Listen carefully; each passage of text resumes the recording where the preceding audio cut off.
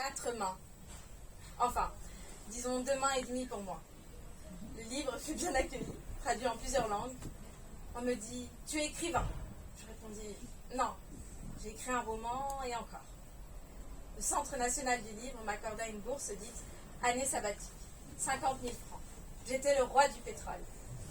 J'écrivis alors les funérailles de Lé, encore une histoire familiale. Une mère, la mienne, qui voit son fils disparaître après une tentative de coup d'État. Le cancer, l'ablation du sein. Elle réclame ce bout de chair au chirurgien. Il le place dans un sachet en plastique, le berce et tend à l'enfant disparu.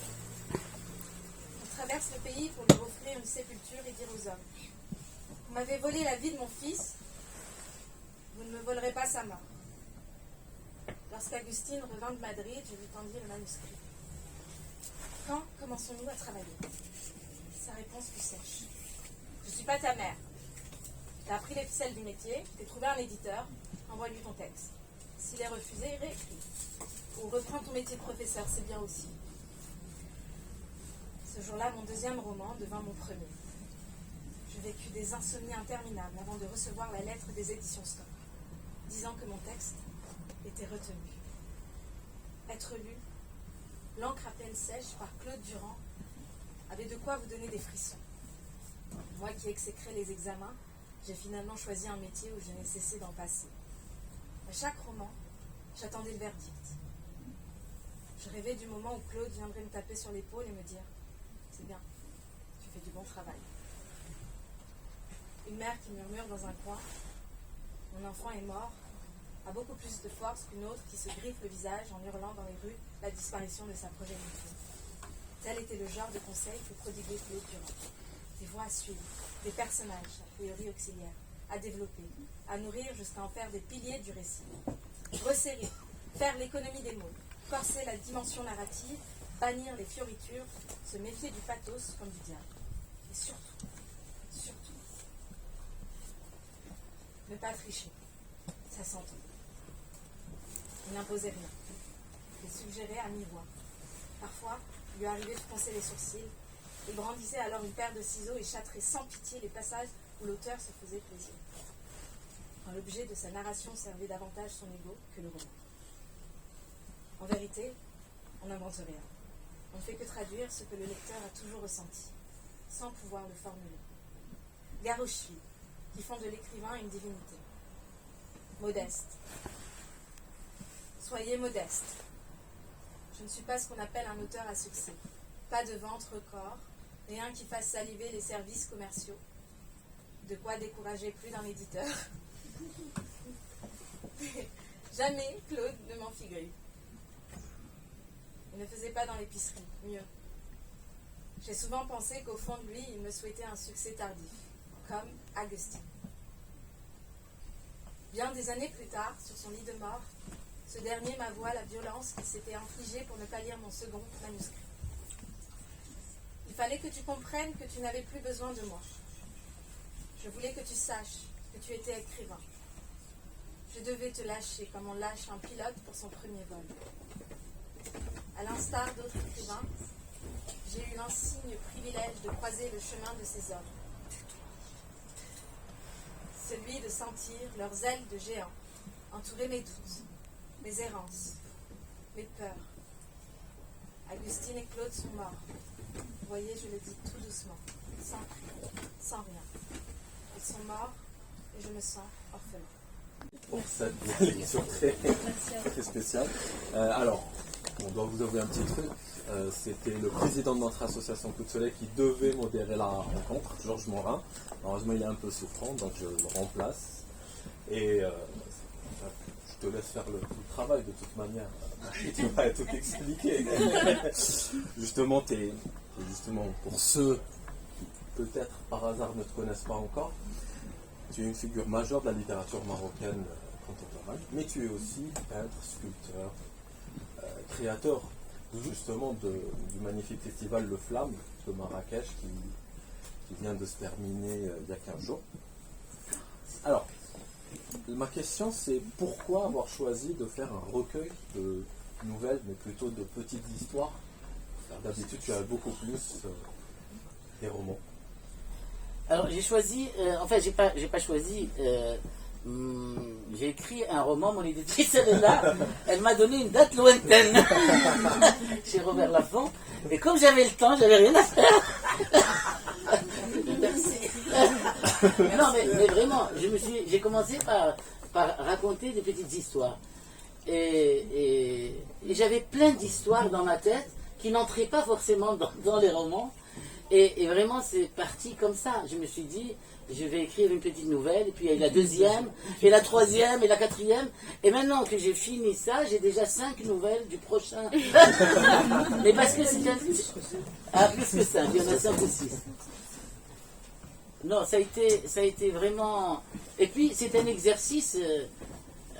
magnifique la nouvelle. Je ne connaissais pas, j'avais jamais écrit de nouvelle. Si j'avais fait le griot de Marrakech, c'était un recueil pour raconter des légendes sur la ville. C'était pas vraiment des nouvelles, un peu. Mais là, c'est carrément un roman miniature, et c'est pas mal. Hein, cet exercice est vraiment très plaisant à faire. Et en plus, c'est 3 pages ou 4 pages la nouvelle. On a l'impression qu'on a fini l'affaire, que tout est plié en 3 ou 4 jours.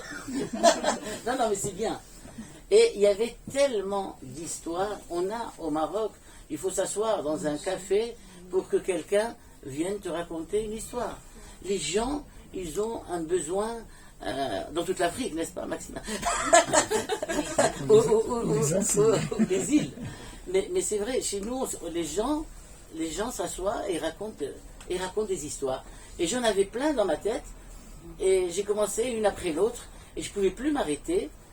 Et c'est comme ça que j'ai rencontré Isabelle, qui a bien voulu publier ce petit recueil de nouvelles, et qui a l'air au Maroc, il est sorti juste avant pour le Festival du livre africain, et vraiment ça a l'air de marcher, donc c'est un exercice qui fonctionne, et il y a plein d'histoires. Alors, comme d'habitude, quand j'écris un roman, je sais parler du roman. Mais je me dis, mais comment je vais raconter comment je vais raconter une nouvelle? Alors, je vais en raconter une, juste pour expliquer, donner un peu l'atmosphère du livre.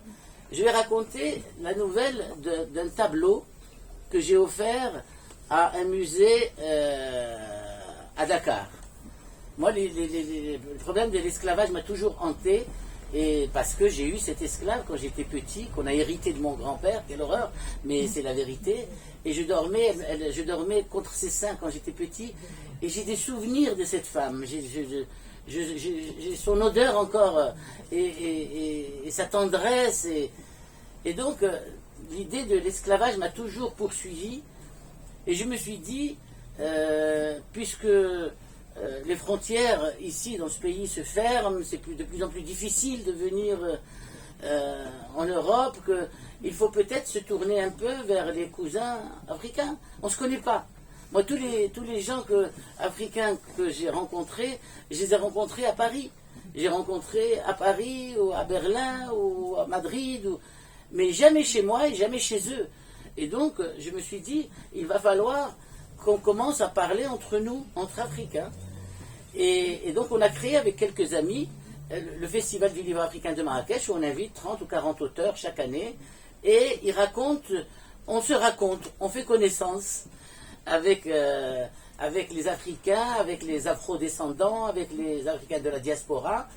Et donc, j'ai décidé par exemple, je me suis dit, je vais offrir une œuvre monumentale au musée historique de Gorée. C'est de là que partis des bateaux négriers qui partaient vers les Amériques. Moins Gorée ailleurs, mais Gorée c'est symbolique. Donc je me suis dit, je vais offrir un tableau. Donc j'ai fait un tableau de 3,5 mètres par 2,5 mètres, énorme, large, avec des clous, un bateau de négrier sur des clous, un truc énorme, une bête énorme. On a eu beaucoup de mal à la mettre dans le camion. Et donc les Marocains ont dit, mais quelle bonne idée, ministère des Affaires étrangères, on va offrir l'œuvre, tu veux offrir l'œuvre au musée, on s'occupe de le déplacement de l'œuvre. C'est qui était un cadeau, hein, parce que l'œuvre, c'est vraiment une bête. Et donc, j'organise tout avec mon amie Fatimata, elle n'est pas là, je crois qu'elle est fatiguée, qui présente le journal de l'Afrique sur France 24 et qui a créé le Flamme avec moi. Et on a organisé toute une série de conférences à Dakar, à l'université Cheikh Anta Diop. On a fait tout un truc énorme. On a préparé le Maroc qui offre une œuvre au Sénégal, une œuvre monumentale. Donc tout a été arrangé sur 6 mois. Et puis on m'appelle 5 ou 6 jours avant, les Marocains. L'Afrique, elle est pareille. Hein. Les Marocains m'appellent, ils me disent, monsieur, votre œuvre n'entre pas dans l'avion. Je vous avais donné les dimensions. Vous aviez tout. Il me dit, mais au-delà de 3 mètres, les vols réguliers, ça faut un avion militaire, ça ne peut pas. Et donc, les vols réguliers, on ne peut pas, elles ne rentrent pas. J'ai dit alors. Et le gars, il me dit, on ne peut pas casser la porte. Le gars, il m'a dit, on ne peut pas casser la porte. J'ai dit, alors qu'est-ce que je fais? Tout est organisé. Tout est... Et alors, il me dit, je ne peux rien pour vous. Venez chercher votre... Et puis, il y a un gars, noyau et soudain. Et, hein, oui, c'est ça. Et moi, j'ai grandi à Marrakech avec le compteur. Moi, je sais, pour aller à l'école, je passais par la place Jemaa el-Fna. Non, c'était le monsieur qui... Ah, c'est vous, monsieur. C'est pour ça que ça sonnait. Donc le compteur à Jemaa el-Fna, moi, pour aller à l'école, je m'arrêtais là. Je m'arrêtais vraiment et j'écoutais. Et il y avait toujours des histoires incroyables. Il y avait toujours les histoires de Antar et Abla, c'était... Tu te souviens un peu, Antar et Abla? Antar, c'était le gars qui défendait la veuve et l'orphelin et qui te racontait des aventures incroyables, bien sûr. Et le gars, il racontait, et on aimait Antar. C'était notre héros à tous. Et puis, il promenait sa sébile comme ça pour ramasser de l'argent. S'il n'y en avait pas assez, il mettait Antar en prison. Il disait, demain, je vous raconte la suite. Mais les gens ne le laissaient pas partir. C'est-à-dire, c'était une ronde. On ne laissait pas le gars partir. Il fallait qu'il le libère. Il dit, oui, moi je veux bien le libérer, mais il faut que je mange. Et donc, il distribuait, il tournait et il soupesait l'argent. Et soudain, il y avait des gens qui venaient libérer Antar et il allait retrouver Abla sur la colline au vautour. Donc, Marrakech, c'est pour ça que je ne pouvais pas faire ces petits livres de nouvelles sans raconter Marrakech de cette manière. Mais il y a plein d'histoires, qui sont, je veux dire, on ne peut pas les inventer. Hein? Moi, je trouve que c'est un livre d'état d'esprit de ces pays. Donc, où quand même l'absurde ou l'humour aide à supporter tout ce qu'on n'a pas. Non? Oui. Oui, d'accord. Oui, C'est absolument. l'humour pour survivre en quelque sorte. Mais toujours, Marrakech, on s'assoit et les gens viennent te raconter une histoire incroyable. Moi, là, il y a une autre nouvelle. Là, il y a, David, essaye de rentrer, ils vont te trouver.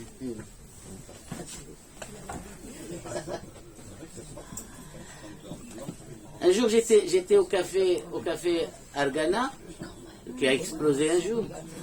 Et il y a quelqu'un qui m'a raconté une histoire. Il m'a raconté une très jolie histoire. C'est l'histoire du dentier, je la raconte là. Et elles sont drôles, ces histoires. L'histoire du dentier, c'est un gars qui m'a raconté une histoire. Ça se passe dans un petit boui-boui, il joue aux cartes, et celui qui perd, il paye la tournée à tout le monde. Et il y a un kidam qui a joué toute la journée, et toute la journée, il a perdu. Et donc, à la fin de la journée, il est allé voir le garçon et il dit, écoutez, j'ai pas de quoi vous rembourser, faites-moi crédit, et quand j'aurai l'argent, je vous paye. Ah, le gars, non, tu me laisses une bague, une montre, ce que tu veux, et quand tu auras mon fric, tu viendras chercher, tu la connais. Et alors, le gars, il n'avait pas de quoi rembourser le barman. Donc tous les jours, il venait... oui, alors, il lui a dit, prenez ce que vous voulez sur moi. Il a regardé, il avait une chemise déchirée, un pantalon graisseux. Tout était délabré sur cet individu, sauf les dents. Les dents étaient trop blanches pour aller avec un corps aussi délabré. Et alors, il met le pouce et l'index dans la bouche du gars et il lui arrache le râtelier. Il avait un dentier, il le met avec l'argent de la caisse, il dit quand tu auras mon fric, tu viendras chercher tes dents. Pas de problème. Et puis le gars, le pauvre, pendant longtemps, il n'avait pas de quoi rembourser. Alors il venait avec son sandwich tous les midis, il empruntait le dentier. Il mangeait, après il le lavait. Et le gars, il le mettait avec la recette du jour. Il le mettait. Les gens viennent me raconter des histoires. C'est pour ça qu'on n'a pas de mérite d'être écrivain à Marrakech. Et quand on était à la maison, il y avait le salon du livre. Et j'ai invité tous les Marocains, tous les écrivains marocains. Mais ça me démangeait de leur raconter l'histoire, mais les écrivains, c'est des pilles voleuses. Dès que tu leur racontes une histoire, leurs yeux se mettent à briller. Mais dès qu'il y a une histoire, les écrivains, c'est une race à part. Dès qu'il y a une histoire, et soudain, c'est le silence, et leurs yeux, regardez les yeux de Jean Noël. Je n'ai jamais rien piqué jusqu'à présent. David, assieds-toi. Rentre. Trouve-toi une place. T'as rien à dire.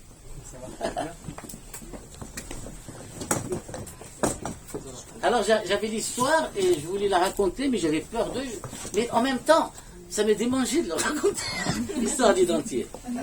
Et je leur ai dit, j'ai une histoire, mais je ne vais pas vous la raconter. Ils ont dit, on est tous là. On est témoins, tous. D'accord. Donc j'ai raconté. Mauvaise idée. J'ai raconté l'histoire, et évidemment, ils étaient heureux tous. Et un copain, Fouad Laroui, je les nomme d'ailleurs. Je me venge, je les nomme. Alors Fouad, elle nous a dit, moi, si cette nouvelle elle n'est pas publiée dans les 6 mois, je vous annonce tout de suite que je la prends. Salut. Je la prends cette nouvelle, je ne... Entre, essaye de trouver une place. On va te trouver une place.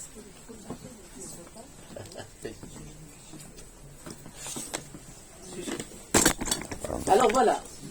Et c'est froid dehors. Alors, 6 mois, jour pour jour,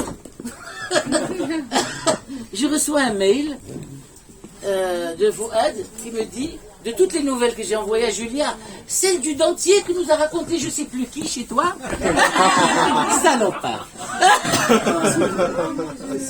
Mais c'est vrai. Je t'ai dit, l'écrivain c'est comme ça, il faut bien le raconter.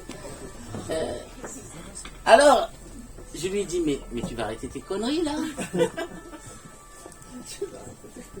Et il m'a envoyé les 10 pages qu'il avait fait de cette nouvelle. Et ce qui m'a le plus rendu malade, c'est que c'était plus drôle que ce que j'en avais fait moi. Ça m'a rendu, mais vraiment, j'étais pas content. Je lui envoie un mail incendiaire et je lui envoie les 10 pages que j'en ai fait. Mais moi, le problème avec moi, c'est que le dentier, le gars est un fossoyeur, il a récupéré sur un mort. Enfin, c'est toujours morbide avec moi. C'est-à-dire, ça démarrait mal. Et avec lui, c'était croustillant, c'est magnifique. Alors, il m'a dit, nous avons un problème. J'ai dit, moi, j'ai 0 problème. Toi qui as un problème. Il m'a dit, écoute, je l'avoue, j'ai essayé de la voler, mais je vais te la rendre. Mais laisse-moi la transformer. Si tu me laisses la transformer, et si tu es d'accord, je la publie. Si tu n'es pas d'accord, je ne la publie pas. J'ai dit, d'accord. Et il a changé. Ça commence toujours au café, il joue aux cartes, dans ce petit boui-boui. Le gars n'avait pas de quoi payer. Il m'a dit, je vais commencer par la même histoire. Mais en fait, il ne va pas lui arracher les dents. le dentier, il va lui arracher, il avait des espèces de tessons de bouteille, quand il les enlevait, il ne voyait plus rien, il lui arrachait les lunettes, il dit quand tu auras mon fric, tu viendras chercher tes yeux. Et donc, le gars il y avait tous les jours dans ce petit boui-boui, il y avait une petite télévision au plafond qui grésillait toujours, et il venait suivre une telenovela brésilienne. Il y avait Antonio qui aimait Priscilla. Ils habitaient une villa magnifique. Ils avaient des petits soucis de jalousie, mais à la fin de la soirée, ça s'arrangeait toujours. Donc il venait tous les jours à 4 heures pile, il mettait les lunettes, il regardait son feuilleton, et il rendait les lunettes, il restait aveugle le reste. Et puis un jour, le garçon, là, il a eu pitié. Il a eu pitié de... Il dit, je ne vais pas le laisser aveugle tout le temps. Il lui dit, écoute, prends tes yeux et barre-toi, va-t'en. Et le gars lui dit, non. Ah non. Moi, j'ai appris à avoir un petit moment de bonheur. Ça veut dire un quart d'heure dans la journée, je ne vois pas la misère, je ne vois pas de machin. Donc il en a fait un truc moins drôle, mais beaucoup plus joli. Vous croyez que c'est la fin? C'est pas la fin. C'est pas la fin. Et donc cette histoire, il l'a publiée dans un truc qui s'appelle Le Maboul, qui est un très joli recueil de nouvelles. Peut-être qu'il doit être quelque part ici. Il y a tellement de livres ici qu'il doit sûrement être là. Donc il a publié dans Le Maboul, c'est un petit recueil de nouvelles avec... Et puis un jour, j'étais à Londres, j'avais une traduction d'un livre, Cannibale, ou je sais pas quoi. Et donc je suis allé le présenter, on était deux, il y avait une fille, Nancy Houston et moi. Elle présentait son livre, moi je présentais le mien. Et en général, après la présentation, on allait tous faire les bars pour goûter les bières du coin. Et donc, on est allé prendre un pot, et je lui ai raconté cette histoire qui m'est arrivée avec Fouad. Et soudain, j'ai vu ses yeux. Je me suis dit, c'est pas possible. L'histoire a déjà été volée, transformée. Elle va. Et puis, 3 ou 4 mois après, je reçois un mail pour me dire, écoute, Marie, c'est-à-dire ton histoire, elle est belle, l'histoire de Fouad est belle, mais les deux en même temps. Donc elle a écrit un petit livre qui s'appelle Braconnier d'histoire.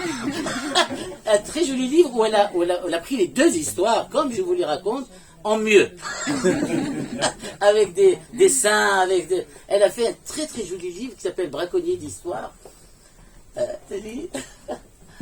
Et alors, Nancy Houston, elle était mariée avec qui? Elle était mariée avec Todorov, le philosophe bulgare, qui nous a quittés. Et quand elle écrivait, Tsvetan regardait par-dessus son épaule pour voir un peu ce qu'elle faisait, et cette histoire l'intéressait visiblement. Et lui a dit, écoute, là il n'y a que des voleurs. Le voleur, le premier, celui qui se croit honnête, il a déjà volé l'histoire, c'est pas à lui que c'est arrivé. C'est arrivé à quelqu'un d'autre. Donc lui, le premier qui se croit vertueux, il est voleur. Fouad est un voleur aussi. Et toi, ma chérie, toi, tu as raflé toute l'histoire. Et moi, j'ai envie d'intervenir dans ce livre. Donc il y a l'écrivain A, c'est-à-dire moi, premier voleur. Écrivain B, Fouad, deuxième voleur. Écrivain C, Nancy Houston. Et lui, écrivain D, il a dit, moi, je vais mettre de l'ordre dans cette chouchouka. Alors, ton livre volé va être un succès, bien sûr. Et comme tous les succès, il va être acheté par Spielberg. Il va acheter par Spielberg. Et Spielberg va en faire un film qui va avoir un succès comme tous les films de Spielberg, un succès mondial. Il sera vu à New York, il sera vu à Paris, à Madrid et à Marrakech. Et dans ce petit boui-boui où le gars va voir son histoire sur la petite télé accrochée au plafond, il va demander des droits d'auteur et c'est avec ça qu'il va payer sa dette. Et on va aller voir qui va.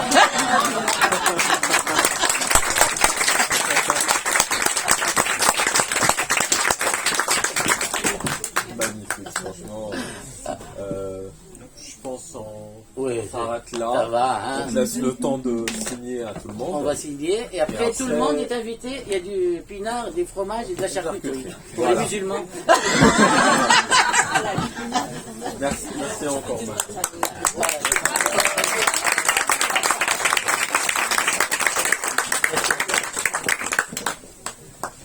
Je m'assois là. Ah, oui, d'accord.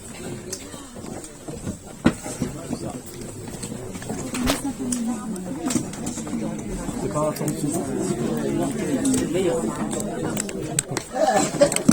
Oui.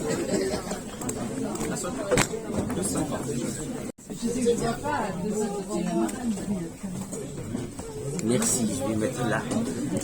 Non, on est tous les deux.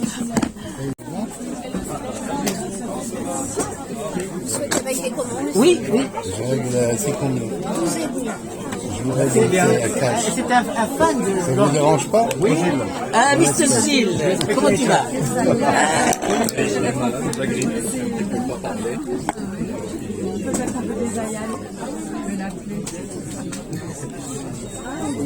Merci. C'est moi. Tu restes, hein? Oui, oui, bien sûr. Allons, fait. Mr. Shakir, Tes nouveaux amours. Quel est le choix? Mais finalement, il m'appelait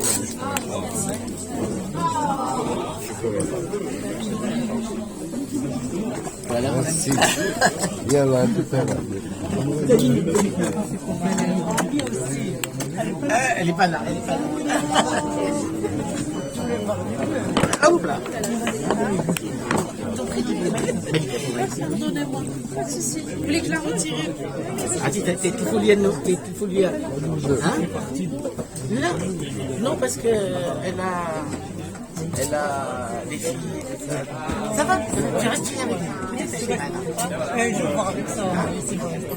Ok. Bonjour. Comment ça va? Tu présentes un mariage, je l'ai fait avant tout le monde. Ah ouais.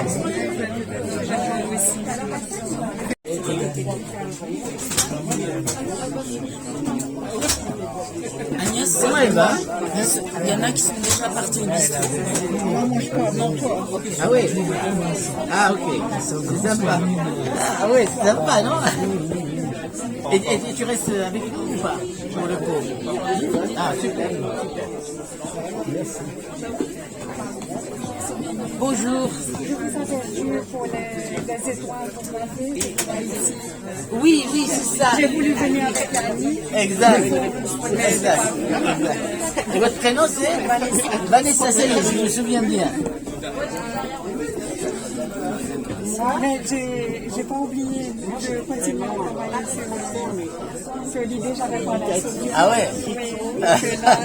On va y arriver un jour. Oui. Plutôt que prévu.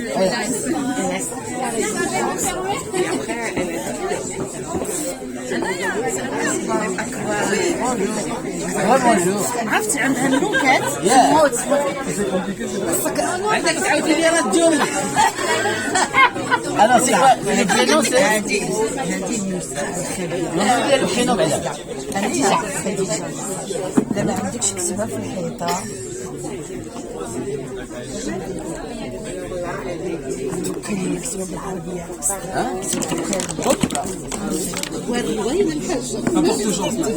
Ça porte chance. La prochaine histoire. Oui, ça va. Il y a un bout de.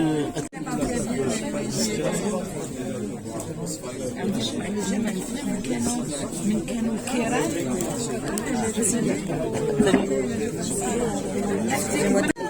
السي الماحي تبارك الله على الفنان ديالنا وتبارك الله على الاستاذ ديالنا وتبارك الله على الرسام ديالنا ما شاء الله عليكم. انا كنعرف الوالد ديالكم الله يرحمه اللي كنت كنقصر معكم مع السي الدكتور نجيب بن اللي كان القنصليه العامه هنايا لعقود من الزمن ما شاء الله. والاب ديالكم ما شاء الله كان النشاط حتى شاط ما شاء الله.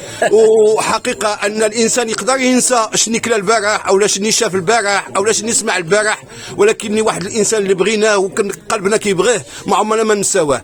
المهم مرحبا بكم وما شاء الله عليكم. مدينه النور والعطور دائما كتزيدوها ضياء ونبراس شويه اضافي على الشيء اللي كنعرفوه، وما شاء الله عليكم. دابا شنو هو الدافع اللي دفعكم باش تالفوا هذا الغومون نكته، وعلاش هذا الاسم هذا؟ ركوي دو نوفيل ما شاء الله. قصه قصيره. دوك كان عندي واحد ماذا ديال الحجايات طرقوني في راسي ما شاء الله. عاود كاع الحجايات اللي شويه ضاحكين شويه هادشي ورثتهم عند الفقيه رحمه الله تغمده الله برحمته. وحقيقه انه كان ظن توفى في ليله القدر. وكان السي احمد شوقي اللي زرته في المكتبه الخزانه الملكيه واحد المره، والسي نجيب ولده في 2002 خدا البكالوريا وكنت انا استاذ وباقي استاذ صغر من ناجي باش لا الله يجعل. لا شوف، لا واحد القضيه كان كيعاودها الزكري واللي صاحبو نجيب كيقول له شحال عندك من عام، السيد عنده 60 عام كيقول له 40، كيقول له ملي كنكون ناعس ما تنحسبش. واش انا ناعس وما تحسب عليا؟ وين انت مسطي؟ الله يحفظكم. شكرا بارك الله فيكم ولينا مبروكه وعشركم مبروكه. مع السلامه.